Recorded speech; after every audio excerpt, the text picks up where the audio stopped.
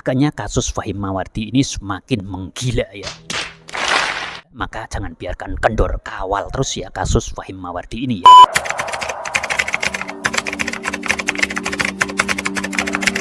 Namun ya tentunya tetap ya, utamakan ya yang namanya praduga tak bersalah. Jangan menuduh ya, kemudian jangan menghibah. Dan tentunya ini tidak menghibah teman-teman semua ya. Kenapa ya? Karena ini adalah merupakan persoalan ya yang sudah luar biasa karena merupakan kriminalitas. Disclaimer.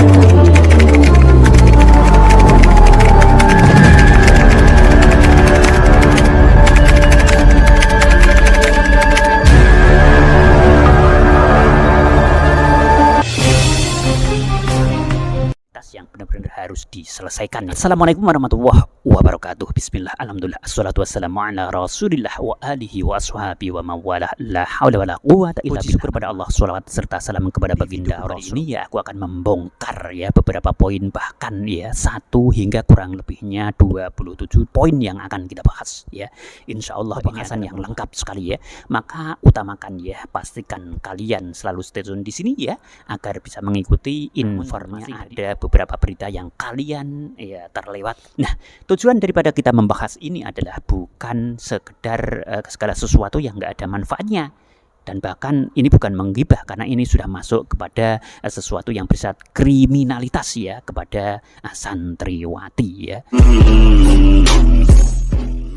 Asumsinya demikian ya teman-teman semua ya, maka harus kita kawal sampai tuntas, jangan biarkan kendor ya. Baik ya, sekali lagi ya, jangan lupa like, comment, and subscribe ya, dan jangan pindah ya dari channel ini ya, pastikan selalu stay tune ya. Sekali lagi yang akan aku bicarakan banyak sekali ya teman-teman semua ya, dan mungkin apa yang akan aku katakan dengan intonasi yang mungkin agak kenceng dan dengan sesuatu yang aku sampaikan secara cepat ya, mungkin begitu ya, karena poinnya cukup banyak teman-teman ya. Baik ya, poin pertama, aksi damai dan audiensi masyarakat Jember tuntut dan tangkap Fahim Mawardi ya. Bagi kalian yang mungkin ya kecolongan berita yang kemarin belum tahu ini ya, ternyata sudah ada seperti ini ya teman-teman semua. Ini perlu sekali ya dan penting ya. Baik, poin yang kedua, orasi depan Mapolres Jember itu melahirkan beberapa tuntutan sebagai berikut ya. Yang pertama, masyarakat Jember bersatu dengan Polri dalam menangani kasus asusila. Nah, ini satu berita yang bagus ya teman-teman semua ya. Poin B ya, tangkap dan adili Fahim Mawardi ya. Tentunya kita harus mengawal. C ya, bersihkan pesantren dari asusila. Nah ini kalau sudah segala sesuatu yang bersinggungan dengan pesantren, di mana pesantren itu ada anak-anak didik yang di sana dalam rangka mencari ilmu dan kebenaran, tapi di sini diacak-acak ya. Asumsinya seperti itu. Nah maka harus dikawal ya. Baik. D. Kembalikan nama baik pesantren. Kenapa harus dikembalikan? Karena segala sesuatu yang bersifat kriminal ya. Kriminal kepada siapa? Kepada korban ya. Jadi korban itu anak-anak santriwati ya, bukan 1-2 orang. Asumsinya dan praduganya seperti itu ya. Kalau orang nyolong pitik itu masalah pribadi dan tentunya tidak perlu kita gembor-gemborkan, itu masalah pribadi dia ya. Ya, seperti itu ya. Paling banter dengan orang yang kehilangan ayam ya, seperti itu. Kalau ini sudah melebar kemana-mana ya, jadi sudah merupakan kriminal ya, kemudian melebar kepada pesantren, kepada kiai atau ulama ya, nama baik kiai atau ulama, dan bahkan kepada agama tentunya ya, karena ini mengacak-acak, mencoreng ya. Baik ya, namun kita selalu kedepankan asumsi praduga tak bersalah, kita tetap husnudon ya, ingat ya teman-teman ya, dan ini bukan menggunjing secara nasional ya, karena ini sudah masuk ke dalam kriminalitas ya, maka harus dikawal ya teman-teman semua ya. Baik, lanjut ya. Sekarang poin yang ketiga, diduga ada kelompok yang mengintervensi petugas. Nah ini apalagi ya teman-teman semua ya, ada kelompok-kelompok yang begitu, ini asumsinya ya, ada praduganya ya. Baik ya.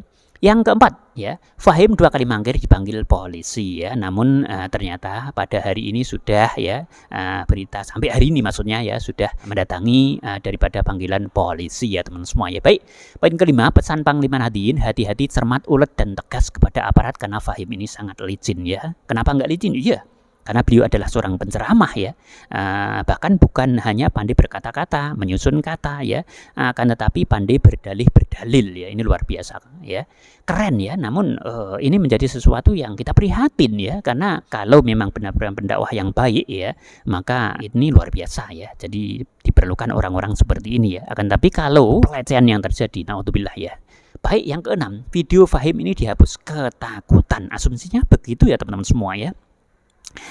Nggak lucu ya, kalau memang ya 100% meyakini kebenarannya ya, bahwasanya tidak melakukan pelecehan ya, secara naluri ya, secara akal, secara logika tidak akan pernah takut ya. Tapi ini kenapa dihapus? Ini ada sesuatu yang janggal ya. Yang lucu, pelapor sering diteror. Ada yang mengaku oknum polisi, ada yang mengaku intel, dan ada yang mulai ngegas. Apalagi nih teman-teman semua ya, kita harus kawal ya, apalagi istrinya Kiai Fahim ya, ini kasihan ya, ini harus benar-benar kita kawal ya. Baik, yang kedelapan ya, kuasa hukum Fahim dan santri ini sama, ini harus dikawal benar-benar ya, karena harusnya berbeda ya. Kenapa demikian ya? Kalau kuasa hukum Fahim ya memang benar orangnya Fahim, hukum daripada santri ya harusnya orang lain ya, orang yang berbeda, kuasa hukum yang berbeda. Kenapa? Karena santri ini bisa jadi nervous, bisa jadi ada tekanan, asumsinya loh ya, bisa jadi sudah disetting, jadi harus berbeda ya. Bagaimanapun apapun alasannya harus berbeda. Poin yang ke-9, ada yang lucu. Fahim membawa nama ibunya dalam klarifikasinya. Ini seperti permainan anak kecil ya. Ketika anak kecil ada yang dibully, maka dia condong untuk mengatakan ada, atau ada sebagian yang mengatakan awas ya, kalau berani sama saya nanti tak kasih tahu kakakku ya, tak kasih tahu pak guru, tak kasih tahu ibuku, ayahku ya, polisi, tak kasih tahu tentara, tak kasih tahu presiden. Nah, ada kan yang seperti itu ya teman-teman semua. Nah, ini nggak lucu. Ini adalah sesuatu yang sifatnya spontanitas ya. Ini sesuatu yang biasa dilakukan anak kecil. Sekali lagi kita tetap husnudon ya teman-teman semua ya. Baik, namun kita harus mengawal. Poin ke-10, santriwan atau santriwati diperintahkan rekaman penolakan. Ini lucu banget. Santri-santri itu polos. Yang ditampilkan itu rata-rata di bawah 18 tahun ya, kurang lebihnya ya teman-teman ya. Mereka itu polos, belum tahu apa-apa ya. Ya karena kalaupun toh mereka tahu ya, tahu hanya dari pemberitaan-pemberitaan itu. Tahu apa-apa kok disetting seperti itu ya. Kan lucu ya. Dan yang tahu pasti adalah santriwati yang menjadi korban. Kalau santriwati yang lain kan nggak tahu apa-apa, mereka polos. Suruh ngomong A, dia akan ngomong A sesuai dengan settingannya ya. Namun sekali lagi kita tetap husnudzon teman-teman semua ya. Jangan pernah menuduh. Oleh karena itu mari kita kawal sampai tuntas ya. Jangan biarkan kendor ya. Biar jelas nanti yang salah siapa, yang benar siapa. Yang ke-11, asumsi pihak penyidik sangat santun sekali atau lentur dengan bukti bahwa Fahim itu telah memberikan pujian-pujian kepada pihak penyidik dengan lihainya. Fahim mengatakan bahwasanya kami diterima dengan baik oleh pihak penyidik ya, kan seperti itu ya. Kemudian Ibu Kanit ya, kemudian dan lain sebagainya, itu kan katanya kita diterima dengan seakan-akan pihak kepolisian atau pihak penyidik itu welcome. Ini asumsinya atau menggiring ya, menggiring sebuah opini. Hati-hati ya.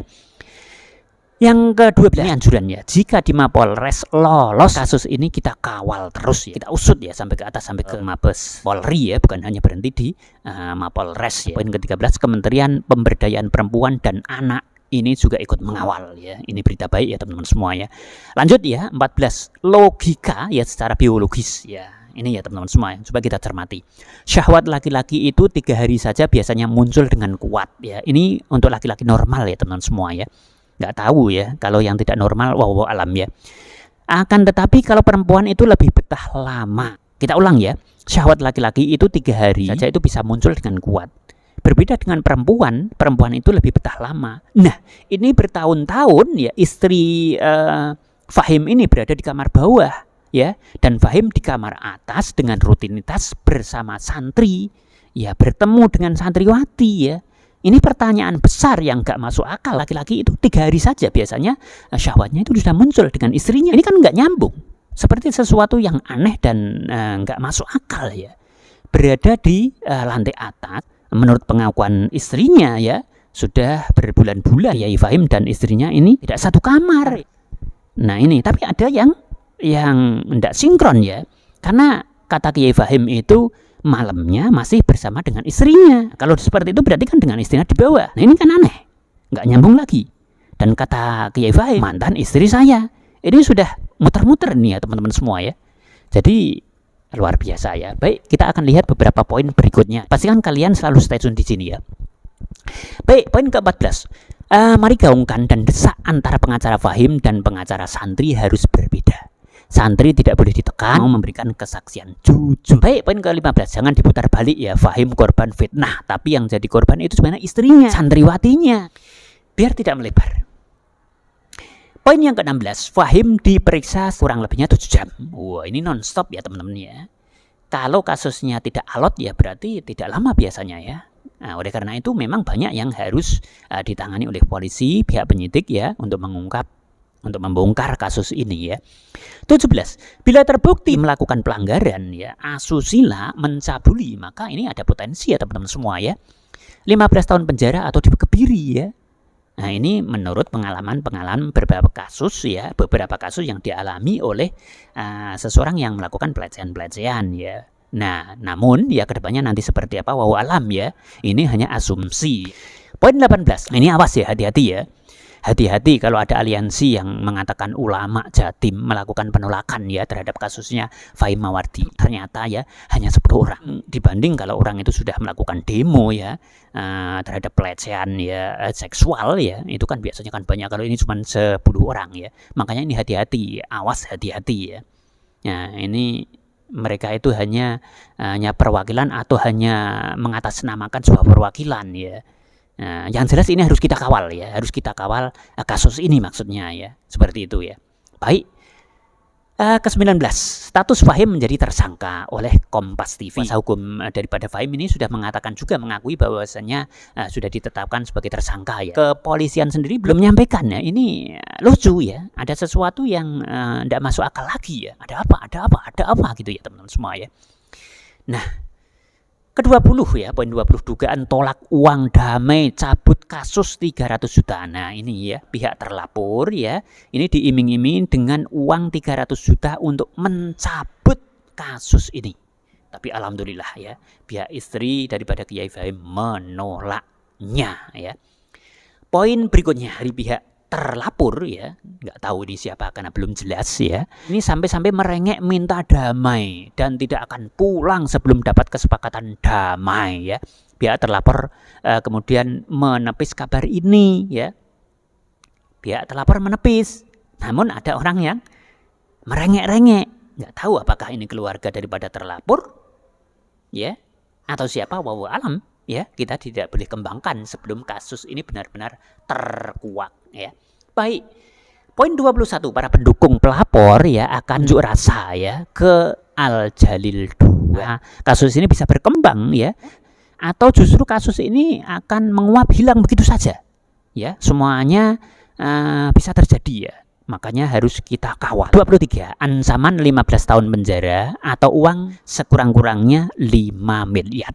24. Pihak Himatul Aulia akan demo untuk menyemangati kinerja polisi agar segera mengusut kasus ini ya, namun tidak turun jalan. Tambah seru ya. 25. Jangan terpengaruh dengan pengalian isu ya. Ini poin yang baru dibacakan teman-teman ya. Sekali lagi, jangan terpengaruh dengan pengalian isu. Kawal terus ya. Ini bukan masalah pribadi. Ini adalah masalah oknum yang harus ditindak tegas setegas-tegasnya bila terbukti ya. Maka ini bukan ghibah secara nasional, karena ini mengawal kasus yang sudah merupakan kasus bersifat kriminal. Tindak tegas setegas-tegasnya jika terbukti.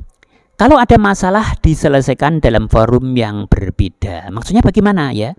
Masalah ini harus kita kawal dengan tegas ya, bukan pengalian isu. Adapun kalau ada isu-isu ya, permasalahan-permasalahan lain yang tidak kalah gedenya di luar sana ya harus juga diselesaikan ya. Seperti itu. Ini diselesaikan, kasus-kasus yang lain ya harus diselesaikan. Seperti itu, bukan pengalian isu ya. Baik. Yang ke-26, ada yang komentar istri Fahim menuduh. Mereka ada yang mengatakan bahwasanya menuduh zina itu harus dicambuk ya. Menuduh zina itu ya bisa sama dosanya dengan orang berzina kalau tidak terbukti. Tapi permasalahan ini kan belum selesai ya, harus kita kawal nih. Ustadz Fahim ini benar-benar melakukan pelecehan apa tidak ya? Jangan langsung menyerangnya dengan istri Fahim menuduh zina. Kalau kemudian ada yang berbicara bahwasanya istri daripada Fahim Mawardi ini kemudian melakukan tuduhan kepada suaminya menuduh zina, sebenarnya bukan begini caranya ya teman-teman semua ya. Nah, oleh karena itu kita harus kawal ya. Artinya bagaimana ya? Kasus ini harus selesai dulu, harus jelas dulu ya. Apakah Fahim Mawardi ini benar-benar melakukan pelecehan ya atau tidak? kalau ya memang benar-benar terbukti ya maka harus dihukum dengan hukuman yang setimpal seberat-beratnya sesuai dengan kadar pelanggarannya, kan seperti itu ya. Tapi kebalikannya, kalau tidak terbukti baru ya orang itu bisa mengatakan oh istrinya menuduh dan lain sebagainya. Seperti itu prosedurnya ya, berurutan ya. Baik, di dalam Al-Qur'an sendiri az-zanatu waz-zani fajlidu kulla wahidin mi'ata jaldah ila akhiril ayah ya. Di sana dikatakan ya, bahkan di dalam Al-Quran sudah diterangkan secara detail tentang permasalahan zina ya.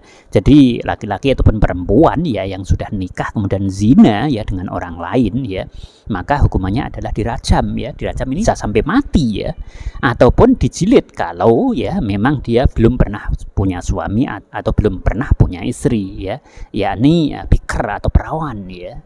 Atau kalau laki-laki berarti masih jejaka ting-ting gitu. Adapun yang ada di Indonesia ini tentunya nanti akan disesuaikan hukumannya seperti apa kalau memang terbukti. Oke, baiklah teman-teman ya, kita sudah sampai pada poin-poin akhir ya, ini poin yang ke-27 ya. Ada yang mengatakan ini adalah pengalian isu ya. Nah, maka ini adalah kasus besar ya oleh oknum dan akan berimbas pada banyak hal, kecuali kasus perorangan yang tidak dikenal oleh publik. Nah ini ya teman-teman semua ya. Jadi ini sebuah kasus ya, dimana kasus ini cukup besar ya, dan kemudian ini imbasnya itu kemana-mana itu teman-teman semua ya, karena imbasnya ini ada orang-orang yang dirugikan ya. Dalam hal ini santri dirugikan atau santriwati ya, ini yang menjadi korban ya, bahkan istri beliau ya, ini juga akan menjadi korban ya. Nah, banyak hal ya. Kemudian nama besar sebuah pesantren ya harus dikembalikan lagi ya. Nah karena apa? Gara-gara oknum ya. Nah seperti itu ya, nama pesantren. Nah bahkan ya bisa mengacu kepada hal yang merujuk kepada agama ya. Nah oleh karena itu ya kita harus berikan pemahaman bahwasanya ini ya adalah ulah oknum. Nah oleh karena itu ini merupakan oknum besar yang bukan pengalian isu ya. Walaupun toh di luar sana itu ada kasus-kasus seperti banyaknya perempuan-perempuan yang hamil di luar nikah ya. Nah, itu kan juga diangkat ya. Namun ini adalah permasalahan yang berbeda, artinya kasus yang berbeda ya. Walaupun itu sama-sama asusila ya. Nah seperti itu. Oleh karena itu ini bukan pengalian isu, makanya kasus itu juga harus ditangani, dan yang ini juga harus ditangani secara tersendiri dan harus dikawal ya sampai setuntas mungkin. Oleh karena itu tentu kita akan mengawal terus memantau, kemudian ya kita menunggu info berikutnya baik itu dari kepolisian dan lain sebagainya tentang perkembangan daripada kasus ini. Oke ya, sampai di sini dulu ya, pantengin terus. Sebelumnya ya kita berdoa kepada Allah Subhanahu Wa Taala, semoga kita semuanya diberikan kesehatan selalu, diberikan keselamatan, dipanjangkan umurnya ya, diberikan berkah segalanya ya, kemudian diberikan rezeki yang halal barokah ya, tentunya min haitsu la tahtasib, dari arah mana saja yang kita tidak akan pernah menyangkanya, akan tetapi selalu datang dan diberikan oleh Allah Subhanahu Wa Taala ya, seperti meluapnya air bah yang ditumpahkan oleh Allah Subhanahu Wa Taala di dalam kelancarannya, dan kemudian ya selalu diberikan oleh Allah Subhanahu Wa Taala dalam hal rezeki ini bighairi ta'bin wala masyaqqatin ya, di dalam kita mencari rezeki tanpa susah payah, akan tetapi hasilnya luar biasa. See you on the next video. Dadah. Assalamualaikum warahmatullahi wabarakatuh.